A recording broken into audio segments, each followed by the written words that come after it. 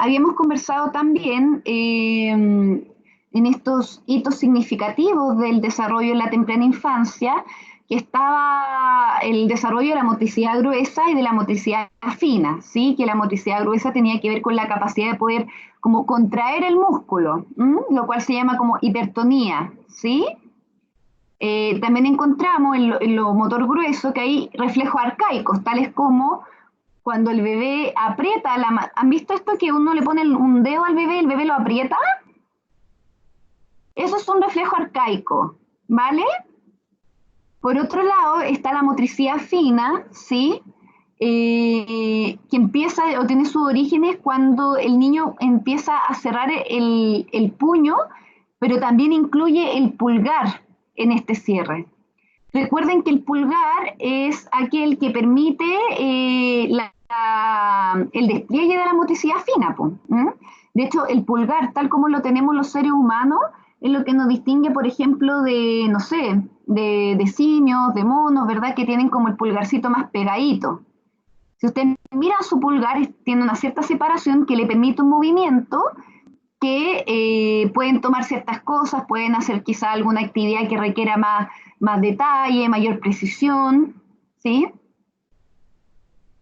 También hay otro antecedente que tiene que ver con esto de que cuando los niños recién nacidos extienden los dedos, tienden a extender todo el brazo, ¿sí? Si usted ahora, por ejemplo, extienden sus manos, no es necesario que extiendan todo el brazo. Ustedes ya saben regular eso. Pero cuando es un bebé recién nacido, los bebés abren los deditos y abren todos los brazos, o sea, todo el brazo. ¿Ya? Y en términos sensoriales va a reaccionar ante la voz de la mamá. Esperamos en un recién nacido que fije la mirada hacia un objeto, que sea capaz de seguir un objeto grande y predominantemente rojo. El rojo es un color que es muy llamativo y logra resaltar al comienzo respecto a otros colores. Recuerden que la visión cuando se es recién nacido está muy poco desarrollada.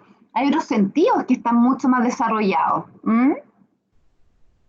Y también, como ven ahí en las imágenes, hay un control parcial de la cabeza. ¿Sí? Y el bebé intenta levantar la cabeza, pero no lo logra sostener del todo, ¿sí? Pero lo intenta.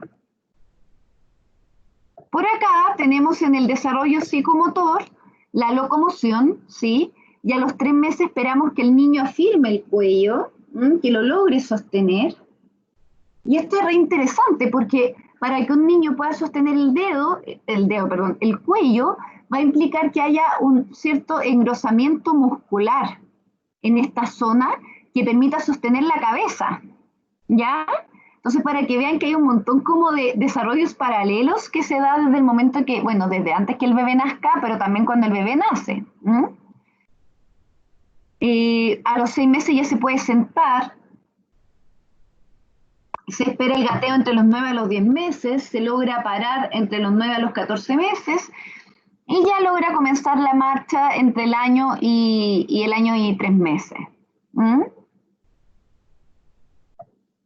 Por el lado de la manipulación, encontramos que a los 5 meses el niño siempre puede tocar cosas, ¿sí? El punto es que ya a los 5 meses logra, por ejemplo, tomar su manito y poder cubrir la superficie de algo que sea más o menos proporcional al tamaño de la mano. Entre los 5 a 7 meses encontramos que es capaz de tomar objetos, lo cual implica también el desarrollo de lo músculo esquelético, porque implica, por ejemplo, poner el brazo hipertónico, ¿sí? Tener una cierta fuerza que permita que sostenga este objeto. Acuérdense que más chiquitito no puede ni sostener la cabeza, ¿sí? Entonces, a los 12 meses el niño puede hacer pinza, que la pinza es este movimiento que vemos acá arriba a la derecha, consiste principalmente en el movimiento del dedo pulgar, ¿sí? Y el dedo índice. Ese movimiento va a permitir posteriormente que, por ejemplo, si ustedes están tomando apuntes en un cuaderno, les va a permitir sostener el lápiz, ¿sí? les permite tomar la cuchara y llevársela a la boca. Ya a los 2 años se espera que el niño coma con cuchara, y ya a los 3 años el niño comienza a dibujar en círculo. Hasta acá, ¿alguna pregunta?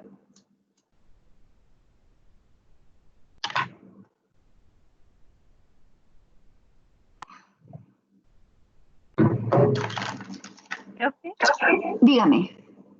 estoy medio confundida con el PowerPoint y yo lo que imprimí, entonces, ¿Cómo? que yo imprimí los Power, entonces no sé exactamente. Te escucho un poquito mal. Primero, ¿quién habla? ¿La Yasmina? Carla, Carla. ¿Qué pasó, Carla, con el Power? Que te escuché más o menos mal. que yo los imprimí los Power, ¿Lo imprimiste ya? y el tema es que no sé qué Power estamos viendo en la clase ahora.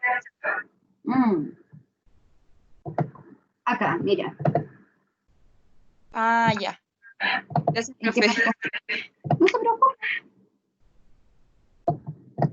Ay. Entonces, ¿qué pasa? A partir de los 2 años, el niño va a desempeñar un papel mucho más activo gracias a las destrezas adquiridas previamente.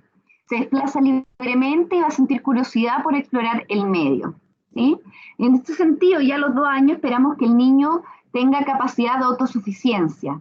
Es decir, el niño va a buscar formas de ser más independiente. Y en esto, a los adultos le va a corresponder un papel importantísimo en el sentido de poder gestionar el deseo de autonomía que tiene el niño por un lado, promover su independencia, pero por otro también resguardarlo de aquellas cosas, de aquellas actividades que, para las cuales aún no está preparado. ¿Sí?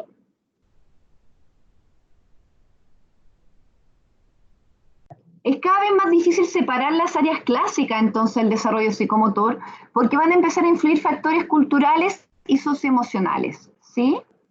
A partir ya desde los 2 años. Es decir, todo lo que es socioemocional, todo lo que es psicomotor, todo lo que es lenguaje, si bien uno lo puede como separar, ¿sí? Esta separación es más bien como artificial, entre comillas, ¿sí?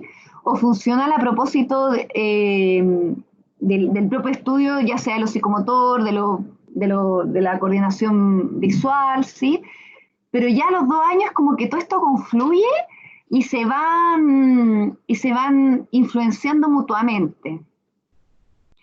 Es por ello que los test para esta edad van a considerar el área social dentro de los ítems de lenguaje y coordinación. ¿Sí?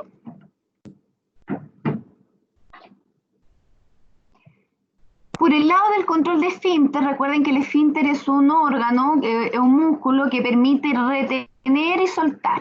¿Sí? Retener y soltar, ¿verdad? Tiene un diafragma en el cual, por ejemplo, entre los 18 a 30 meses, el niño va a reconocer, va a tener la conciencia de que su vejiga está llena, ¿sí? Ya después, a los 2-3 años, se espera el control anal diurno, ¿sí? Después, a los 2-4 años, se espera el control anal nocturno. Y por último, a los 5 años se espera el control vesical nocturno, es decir, ya a los 5 años uno esperaría que el niño o la niña dejara los pañales de noche. ¿Sí?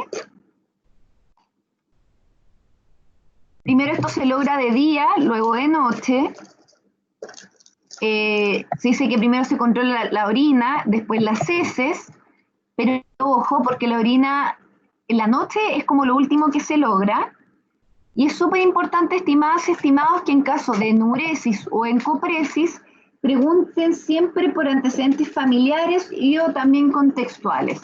Es decir, puede que el niño, una vez que haya alcanzado, haya logrado el control de esfínter, pueda volver a no controlarlo. Y eso no es gratuito, ¿ya? Entonces es importante explorarlo.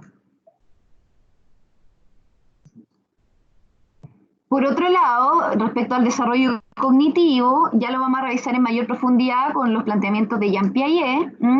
Por un lado está el pensamiento, ¿verdad? Y los periodos que estipuló Jean Piaget, ¿sí? En su observación.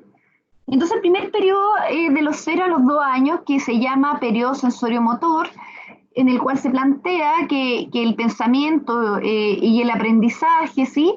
Va a ser principalmente a través de los canales sensoriales, es decir, por la voz, por la audición, por el gusto, por el tacto, por el olfato, ¿sí? Y su correspondencia con lo motor. ¿Mm?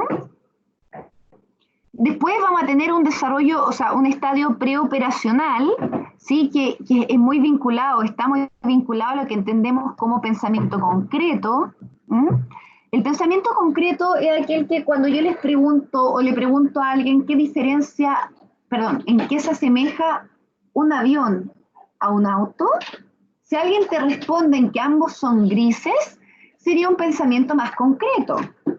El pensamiento abstracto y la respuesta que se espera a esa pregunta tiene que ver con decir ambos son medios de movilización.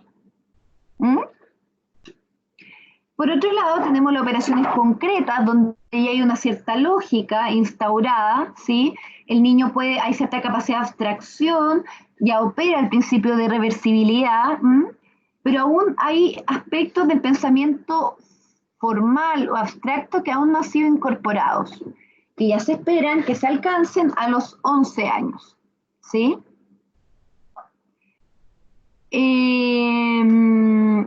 Con respecto al lenguaje, es importante recordar, estimados y estimadas, que nosotros para evaluar pensamiento no podemos pretender evaluarlo como a través de una bola de cristal, ¿verdad? No llegamos no tenemos aún la capacidad de leer pensamientos, ¿sí? Pero sí, es a través del lenguaje, a través de la conducta, que nosotros podemos deducir cuál es el tipo de pensamiento, cuál es su estructura, incluso cuál es la velocidad del pensamiento. Entonces, por ejemplo, si yo hablo así: hola chiquillos, ¿cómo están? Bueno, son las 2:30 de la tarde y bueno, bla, bla, bla, bla, bla. Ustedes pueden decir, la profe está hablando muy rápido.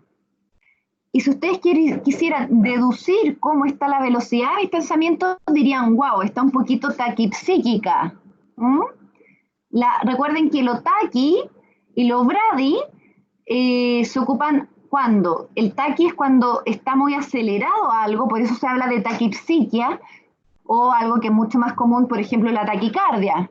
¿Sí? La taquicardia, el corazoncito que se acelera, tiene que ver la palabra taqui con aceleración y la palabra bradi con un enlentecimiento. Entonces ahí, si yo hablara así: bueno, estimados estudiantes, ¿sí? Ustedes podrían, ¿por qué no?, deducir que mi pensamiento está un poquito enlentecido. Bueno, con el área del lenguaje, sabemos que los niños no nacen hablando. Sería muy extraño que así fuera. Entonces primero aparece los gorjeos, que son como, cuando lo veas, como, ¿sí? Como sonidos, que es interesante porque los padres, los cuidadores se dedican a interpretar estos sonidos, se dedican a articularlo en palabras. Quiere agua, quiere esto otro. Y de ahí progresivamente el niño se va adaptando, va incorporando el lenguaje propio de su cultura. Tenemos el laleo, luego el balbuceo, que van siendo como formas un poquito más elaboradas de poder hablar. Y ya a los 8 meses encontramos la ecolalia, que esto es muy, muy interesante, muy entretenido, se ocupa mucho en las películas y en las series, ¿verdad? Que es cuando el niño o la niña lamentablemente repite aquella palabra del adulto que desafortunada, ¿sí? Como la serie donde se espera que el niño diga mamá, mamá, papá, papá, termina diciendo, qué sé yo, un garabato, y como, ¿sí? Esa es la ecolalia, es cuando se repite una palabra. Ya al año se espera que el niño maneje 10 palabras al menos, A los 2, 3 años se espera que el niño maneje 200 palabras, que pueda ya armar frases y que pueda incorporar la noción de tercera persona. Y también encontramos frases de 5 a 8 palabras. El niño introduce el yo en sus oraciones y ya alcanza una gramática más o menos lograda, ¿sí? Gramática me refiero a que comienza a hablar correctamente el lenguaje en el cual está inserto, ¿sí? Aparece a los 4 a los 6 años, que coincidentemente tiene que ver con la entrada al sistema educativo, que por supuesto va a jugar un rol de mucha importancia en términos de estimulación del lenguaje. Entonces hace un ratito, cuando hablábamos que el área social, el área emocional estaba muy vinculada al lenguaje, es por lo mismo, es porque cuando el niño o la niña entra al jardín infantil o entra al prekinder, ¿sí? El mismo hecho de estar con otros niños o con otras niñas les va a permitir adquirir cierta fluidez, ¿sí? Del lenguaje. Pónganlo, piénsenlo en estos términos. Si ustedes quieren aprender inglés, ya y quizá a alguno, no sé, le gustan las películas en inglés, otro le gustan los videojuegos y por ahí aprendió mucho, ¿sí?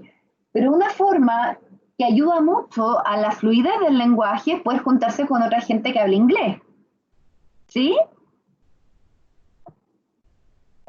Respecto al desarrollo socioafectivo, encontramos que el niño ya desde muy pequeñito presenta lo que se llama la sonrisa social, ¿sí? Es decir, la sonrisa parte como un reflejo, pero termina instalándose como una actividad de reciprocidad como un intercambio con el otro, con el cuidador, en donde él al hacer la sonrisa, la madre, el padre, el cuidador se la refuerza, ¿verdad? ¡Ay, qué linda la sonrisa! Pero mira, lo toma en brazos, y todo eso va instalando esta nueva cualidad de la sonrisa que pasa a ser una sonrisa social. Tiene una función de encuentro con el otro. Ya a los 6, 8 meses esperamos que el niño logre distinguir claramente quién es la madre. Como ustedes saben, los niños, los bebés, cuando están dentro de la guatita de la mamá, ya logran identificar su voz, ¿sí? Como saben, la visión de algo que se demora un poquito más en desarrollarse, y por lo mismo se espera entre los 6 y 8 meses que ya la pueda distinguir, ¿sí? Y también logran manifestar expresiones de placer e incluso de disgusto. Al año encontramos que hay emociones, o sea, la expresión de emociones positivas y negativas. Emociones positivas tales como, ay, me siento feliz, qué contento estoy, ¿sí? O me gusta mucho esto, y negativas como tengo rabia, o cuando hacen pucheros, ¿sí? Es como, son las primeras expresiones de emocionalidad. Y aparece también algo que es re importante, que tiene que ver con la adquisición del no. El no es cuando los niños dicen, no quiero eso, no me gusta, no, ¿sí? Y tiene una función psíquica muy relevante porque permite los primeros avatares de la distinción entre lo que es yo y no yo, lo que a mí me gusta y lo que no, ¿sí? Entonces, la verdad es que el valor psíquico que tiene el no es muy, muy importante. Ya a los 4 o 6 años empiezan a desarrollarse las primeras habilidades sociales. Miren, nuevamente, muy en conjunto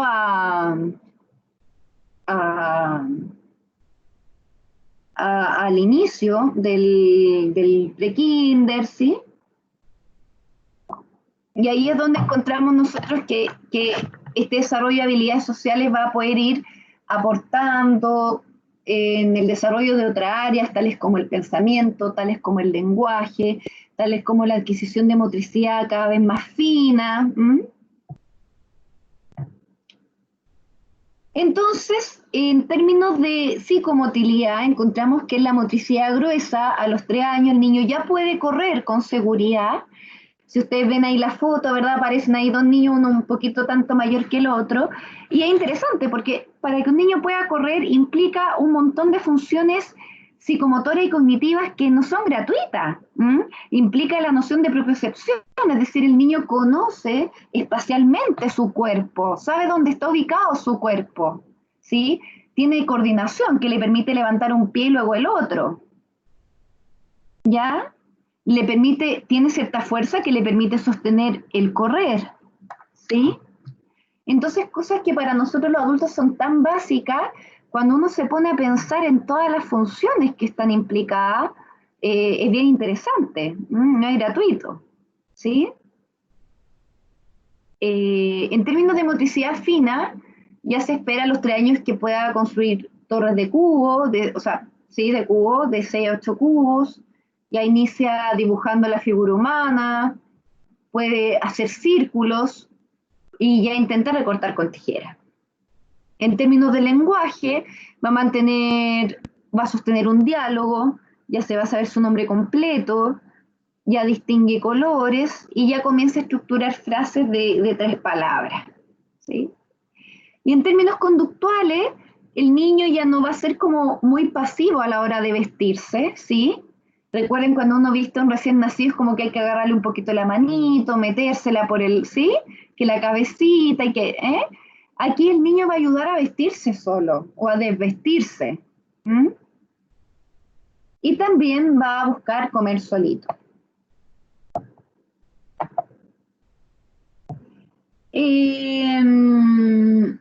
Ya a los 4 años, en términos de motricidad, se espera que salte con 2 pies juntos en el mismo lugar, que separen un pie sin apoyo por 5 segundos, es decir, la función del equilibrio, subir escaleras alternando los pies, y que ya pueda manejar un triciclo.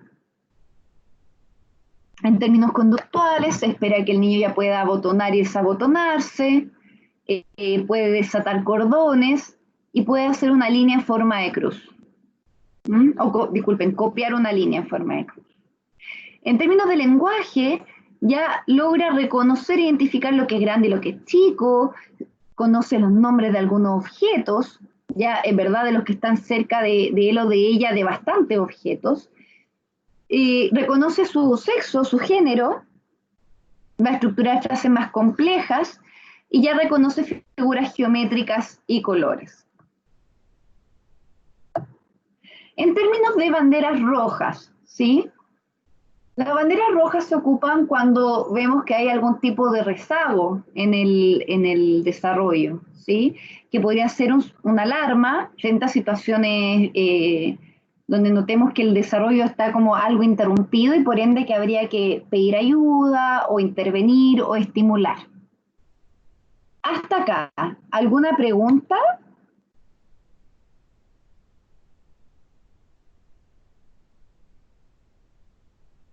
Más que nada, profe, Diga. me recuerdo un amigo que tiene 5 años ¿Ya? y cuesta mucho hablar, pero apunta para todo y últimamente lo metieron en un colegio privado. ¿Ya? Era eso en realidad y estaba muy frustrado por 5 años. No, 5 años, pero Carlos no habla nada, habla mal, ¿cómo es? no, en realidad como que se comunica con gestos. Con gestos. Claro. ¿Y él puede escuchar bien, él? Por ejemplo, si tú le dices, no sé, toma el lápiz, ¿lo toma? No mucho, porque yo lo he visto que él le dice cosas, por ejemplo, le dice, tiene la comida y como que el niño no pesca mucho.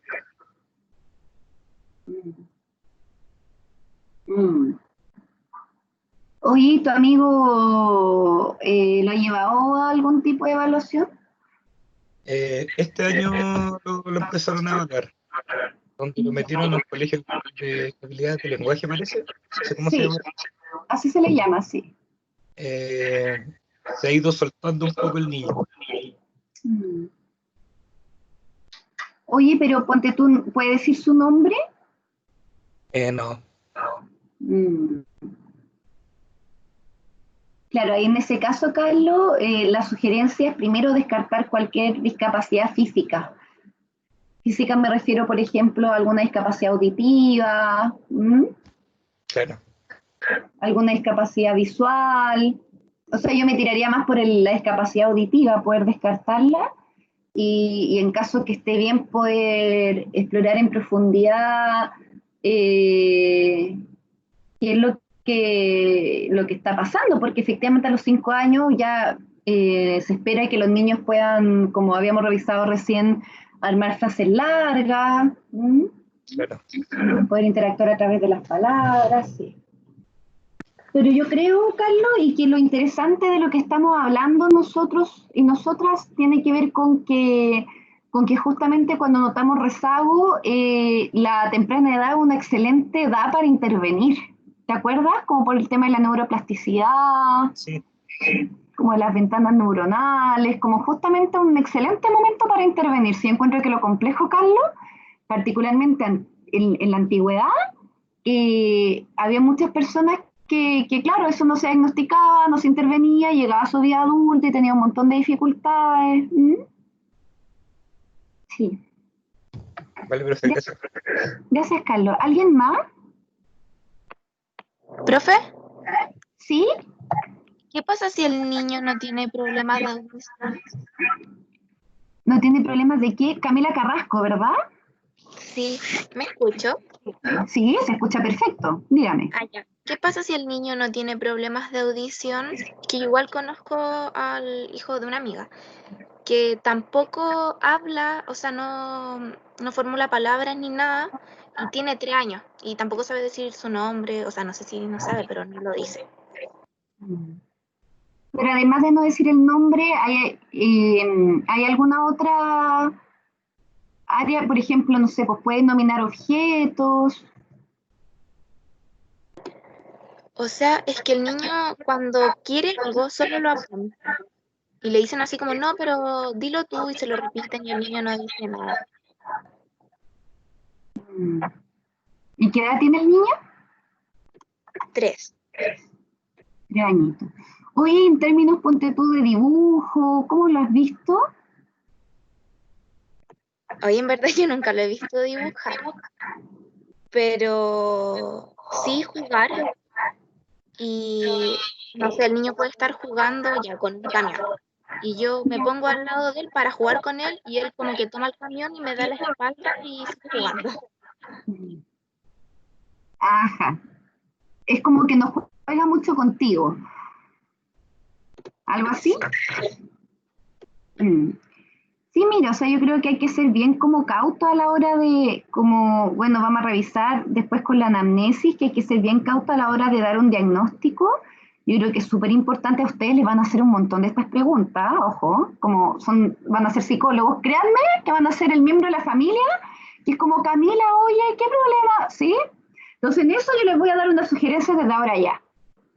Es, se sugiere en nuestro campo, y yo creo que en cualquier otro, ojo, como ya sea en la fonoaudiología, en la kinesiología, que uno puede como tener ciertas sospechas de algo, pero idealmente la evaluación, recuerda que el diagnóstico aparece a propósito de la evaluación.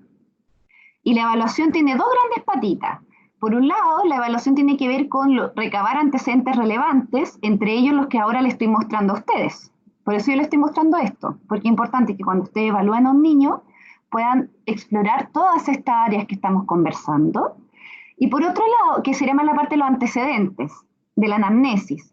Y por otro lado, es importante evaluar en el aquí y en el ahora. Entonces, por ejemplo, cuando veamos apego, ahí yo les voy a enseñar una técnica que es como bien utilizada en términos de poder como pesquisar qué tipo de apego tiene el niño o la niña, ¿sí?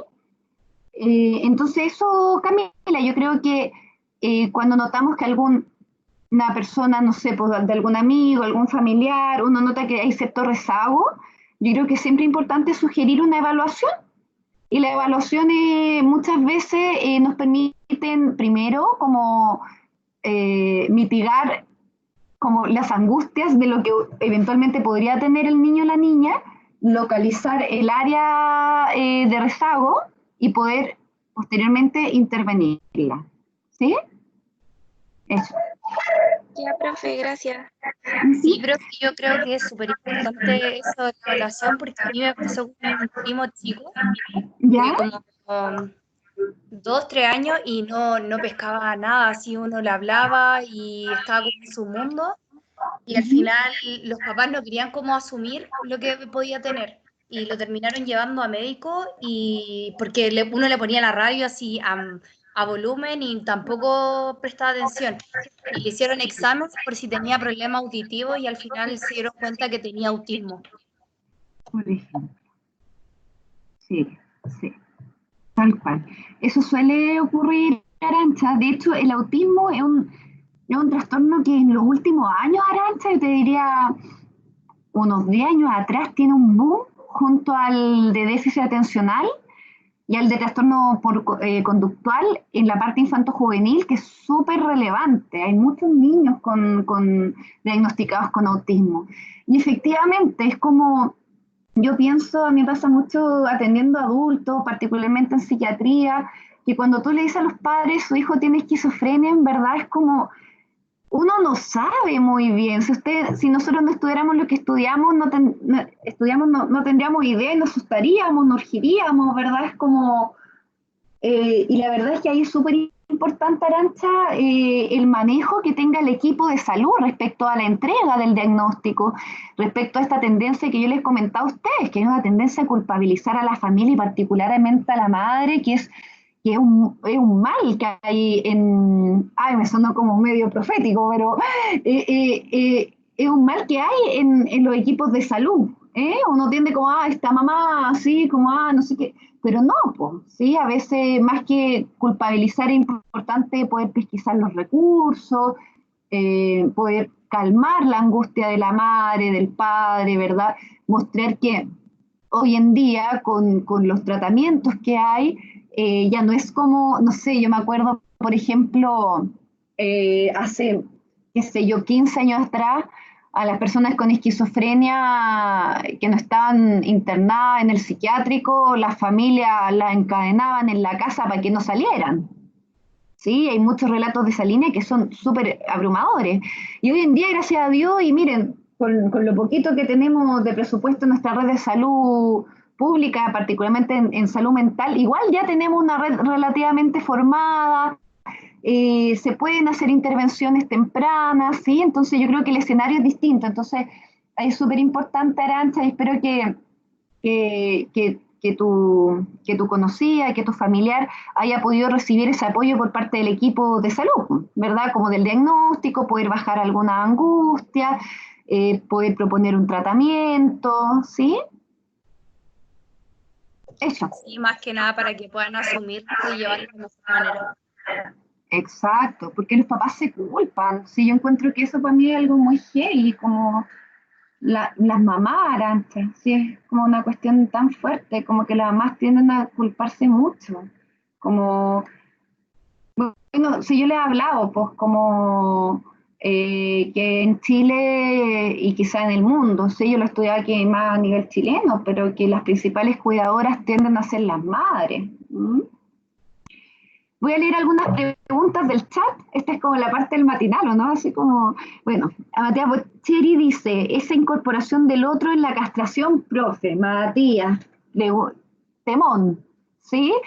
Porque la castración, me imagino que le estás preguntando de una lógica más lacaniana, ¿sí? De los 3 estadios del Edipo. Y bueno, yo creo que si bien, ya, sobre eso, súper. La incorporación del otro y la incorporación de la alteridad tiene que ver justamente a la castración, pero recuerda que la castración, al menos como la piensa Lacan en un primer momento edípico, tiene que ver con que el niño es como objeto de deseo, ¿verdad?, de sus padres, está en ese lugar de ser cuidado, de ser amado, de ser sí, y luego en un momento el niño cae en cuenta que, o la niña, que no es todo para la madre.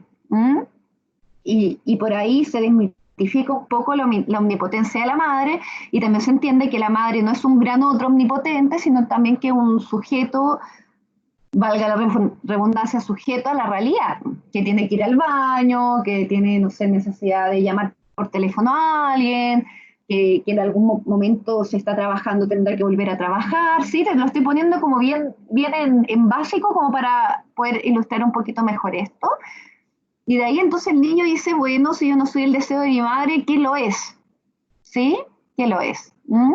Entonces ahí me parece toda algo que es re interesante que se piensa instalar en el psiquismo humano, que tiene que ver con mi deseo es el deseo del otro, ¿sí? Y lo mismo tiene que ver como con lo enigmático, que en algún punto nos aparece el deseo del otro. O sea, vivimos pensando que hay alguien que espera algo de nosotros, pero nos damos cuenta que eso que creemos que esperan de nosotros tiene que ver más con nosotros que con lo otro, ¿sí? Pero eso era para un tema largo, Matías, que si a usted le interesa Lacan, yo, bueno, mi magíster, mi tesis la hice desde la teoría lacaniana, así que ahí podemos conversar, me pueden mandar mails y lo vamos abordando. Ya, el mismo Matías Bocheri, la hermana de mi polola pensaba en que tenía Asperger cuando era chica, pero tenía sordera. Perfecto. Pasa, por lo mismo que hemos conversado. Es decir, es muy importante la evaluación, es muy importante no quedarse con una primera impresión, es muy importante que la evaluación sea parte de un equipo multidisciplinar, con fonoaudiólogo, con, no sé, con psicólogo, con pedagogo, con neurólogo, ¿sí? Porque es importante, o sea, imagínate en el caso de la hermana de la polola, ¿verdad? Es como, chuta, Asperger, qué fuerte, ¿sí? Y en verdad había una discapacidad auditiva. ¿M? Entonces, es importante darse el tiempo de establecer un buen diagnóstico. La Carla me pone, atípica, la habla sobre un cabro, me encanta, yo sobre un cabro que tiene autismo, es adolescente, exacto. Sí, atípica es una serie que está en Netflix, que es muy buena, véanla en este tiempo de cuarentena si tienen algún espacio. La Xaviera me dice, profe, ¿a qué se refiere con lógica de la reversibilidad? Muy bien. Mira, Xaviera, lo vamos a revisar bien con Jacques Piaget. Lo que pasa es que en el de las operaciones concretas, el niño piensa que se hace, ponte tú, que para lograr C tengo que hacer primero A y B. Y cuando llego a C no puedo volver a A. ¿Sí? En cambio, la lógica de reversibilidad nos permite decir, ok, sí, hice A y B, llego a C, pero también me puedo devolver a B y A. ¿Sí? Esa es la lógica de la reversibilidad, que tiene a la base la noción de que hay una capacidad de abstracción, ¿sí? Que te permite ver no solamente de forma lineal las cosas, sino como más bien una forma circular. ¿Vale? Eso pues, estimadas y estimados, con... no, nos faltan las banderas rojas. Les voy a pasar banderas rojas, pero de la tempranísima infancia, ¿sí? Porque las otras las pueden deducir de lo que revisamos como de lo que se espera a cada edad. Recuerden que las edades son referenciales. Si un niño se demora 3 días más y se espera a los 5, no hay problema, ¿sí? Entonces a los 2 meses, una bandera roja cuando no fija la mirada, ¿sí?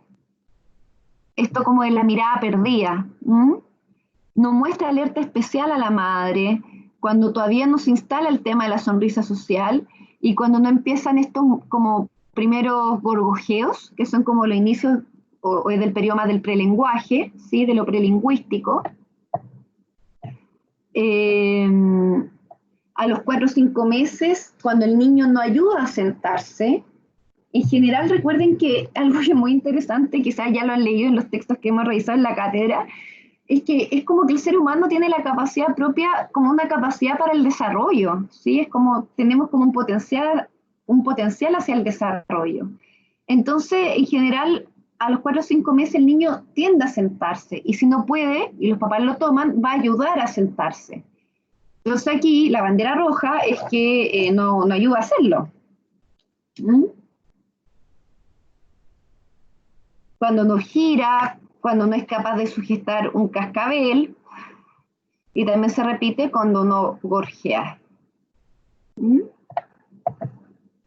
¿Sí?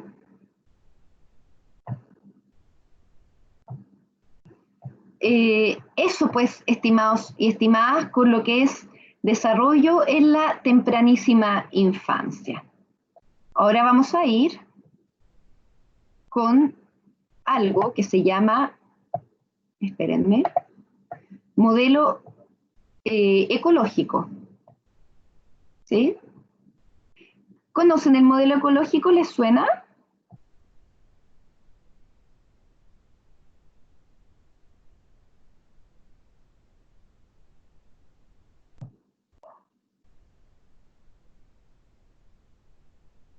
Ahí está.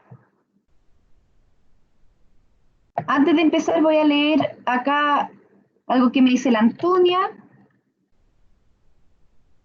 Antonia, profe, igual es muy difícil a veces para los padres darse cuenta de algunos diagnósticos cuando son de algún grado intermedio. Hay gente que se entera años después cuando el niño crece y puede ser más notorio ver su discapacidad. Toda la razón, Antonia. Es que ahí aparece algo que es re interesante, ¿sí? Que tiene que ver como con este imperativo de desarrollar todas las áreas. Como efectivamente uno igual tiene áreas que no están tan desarrolladas en uno. Sí, yo creo que el rollo de lo llamado discapacidad es cuando afecta la funcionalidad del sujeto, Antonia. Yo soy una fiel creyente de eso, ¿sí? Uno y todos podemos tener o haber tenido ciertos rezagos en nuestra historia, en nuestra propia historia, cuando evaluamos a alguien, ¿sí? Y esos rezagos nos sirven más que nada como antecedentes, pero ya cuando hay algo que afecta la funcionalidad del niño, y ahí es como una bandera roja importante, ¿sí? Ahí es como, ahí se sugiere el tema de la evaluación y un posterior diagnóstico. ¿Mm?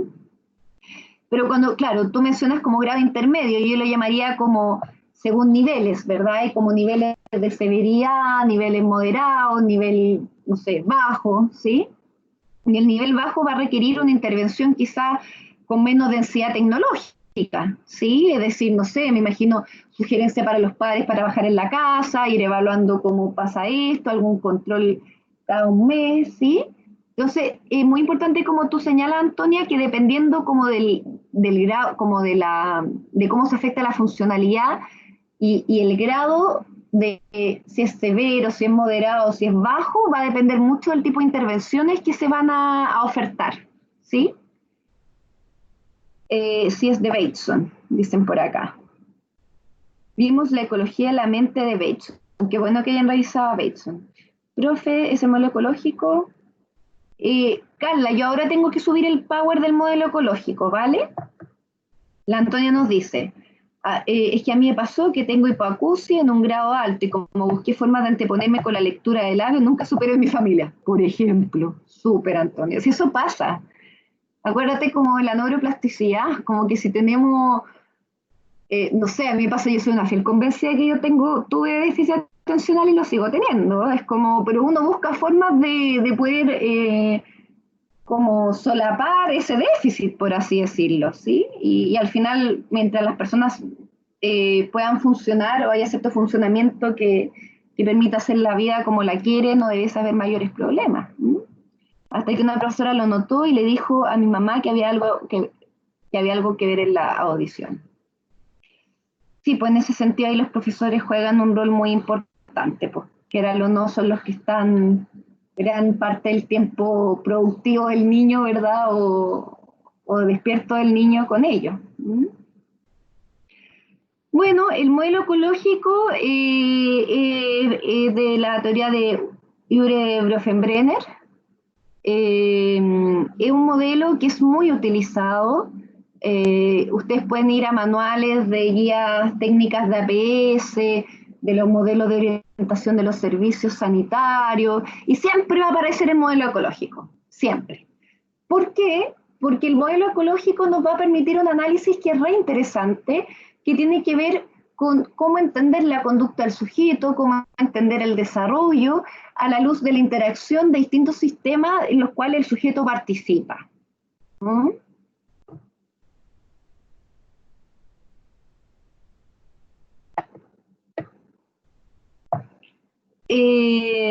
Desde la perspectiva ecológica se propone una concepción teórica del ambiente como algo que va a ir más allá de la conducta de los individuos, es decir, van a haber sistemas funcionales dentro y entre entornos. ¿Mm? Entonces, por ejemplo, en esta figurita tenemos un sujeto que tiene en su entorno inmediato la familia, puede tener la institución religiosa, un grupo de pares, su clase, ¿sí? Y estos serían microsistemas, que después se van a englobar en algo que se llama mesosistema, y ahí para arriba, que sería el exosistema y el macrosistema. Entonces, esta es una teoría de interconexiones ambientales y su impacto sobre las fuerzas que van a afectar directamente el desarrollo psicológico. Desde esta perspectiva, el desarrollo se evidencia como un cambio perdurable en el modo en que una persona percibe su ambiente y se relaciona con él. Esto no es menor, porque vamos a ver que por las características de las estructuras superiores, que serían el macro y el exosistema, uno tendría a pensar que son ellos los que nos determinan a nosotros, ¿sí? Pero justamente lo que plantea Bronfenbrenner es que el modo en que percibimos cada uno de los sistemas en los cuales estamos inmersos influye mucho en la capacidad de autogestión y de poder impactar en los sistemas. Es decir, en que el sujeto vaya confiando, a medida que crece, en la posibilidad de poder modificar las propiedades de su ambiente. ¿Sí?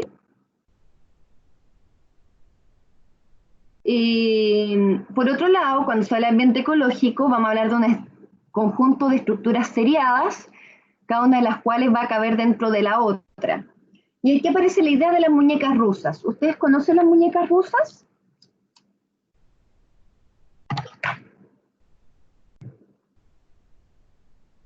¿Estimados? Sí, profe, la mamushka. La mamushka, sí. Tal cual, sí. Y aquí vamos a ver la mamushka, pero en sistemas. ¿Sí? Entonces está el microsistema, que son la familia, los amigos, los maestros, vecinos, compañeros, mascotas. El mesosistema, que tiene que ver con cómo se van a coordinar los componentes del microsistema, es decir, padres, profesores, ¿verdad?, para la educación de sus hijos, ¿sí? El exosistema, que tiene que ver con instituciones educativas, legislativas, políticas públicas, y el macrosistema, que tiene que ver con la moral, la religión, costumbres, tradiciones, el clima que se vive en el lugar donde habita la persona. Entonces esos serían como los 4 grandes componentes.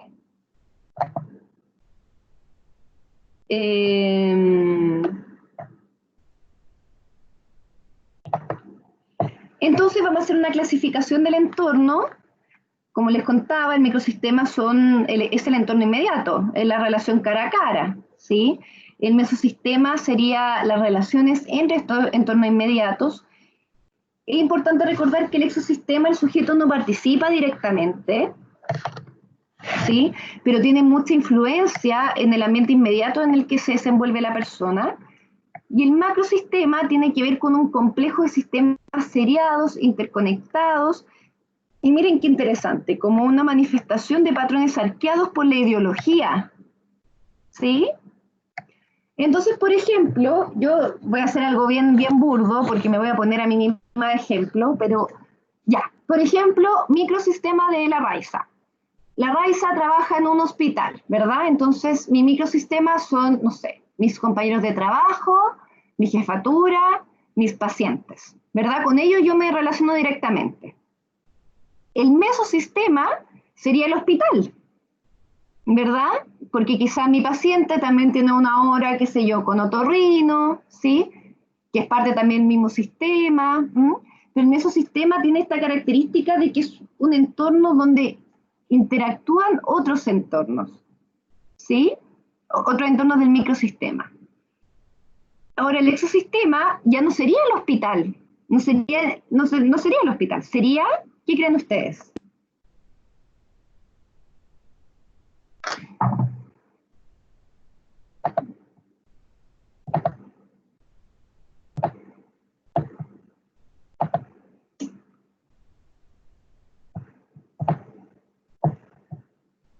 Si es como algo en lo que la persona no participa directamente. Podría ser el MinSal, por ejemplo. Yo no trabajo en el MinSal, ¿sí? Pero todas las políticas que provienen del MinSal, todos los decretos van a tener un fuerte impacto, no solamente en el mesosistema, ¿verdad?, donde confluyen, no sé, pacientes, profesionales, sino también en el microsistema, ¿sí? ¿Se escucha? Sí, profe. Ah, ya, gracias. Entonces,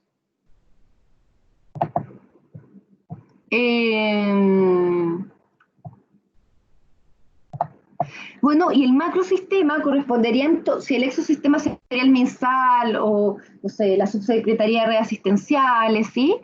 El macrosistema sería, por ejemplo, como aquello que se espera de la salud pública, ¿sí? Las características de la salud pública en Chile, ¿sí? Es como que el macrosistema también tiene que ver algo con algo reideológico, ¿sí? Así como, por ejemplo, no sé, pues, deberían haber dos formas de presupuesto de salud o solamente una, ¿sí? Debería haber privado y público, ¿sí? Es como algo que va a ser como el background de todos estos sistemas en los cuales las personas participamos. ¿Mm?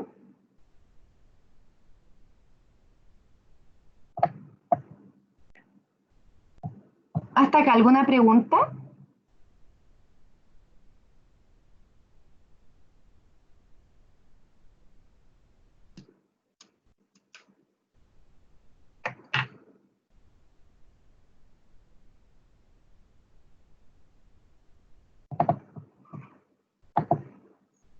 Ya.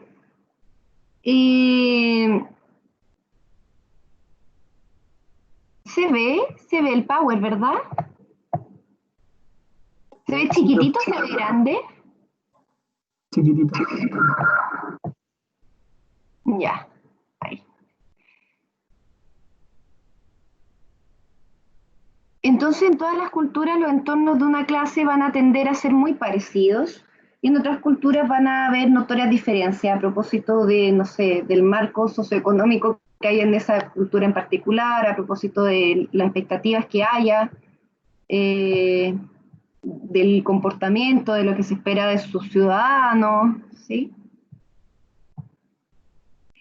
Si la estructura de los entornos de una sociedad se altera, puede producir cambio en la conducta y en el desarrollo de sus integrantes, ¿no? Y esto es re interesante. Yo creo que nosotros hoy en día un análisis ecológico sería muy pertinente para lo que estamos viviendo. ¿Mm? Es decir, por algo que es macro, ¿verdad? Que tiene que ver, no sé, macro, a ver, ya, virus, coronavirus, ¿verdad? Es como, ok, nos afecta a todos, ya. El exosistema, que sería el MinSal, ¿verdad? Dan algunas orientaciones respecto a cómo lidiar con este virus. Entonces, cuarentena. Hace 2 semanas, cuarentena total en Santiago. Esa cuarentena total en la región metropolitana, disculpen, creo que se escapan algunas comunas de la región metropolitana. Estimados, vamos a ir a un break, pero este break va a durar un poquito más, ¿ya? Lo espero a las 4. Va a durar media hora este break, ¿ya? Si quieren pueden seguir en el mismo canal. Vale, perfecto. Ya, profe. Ya.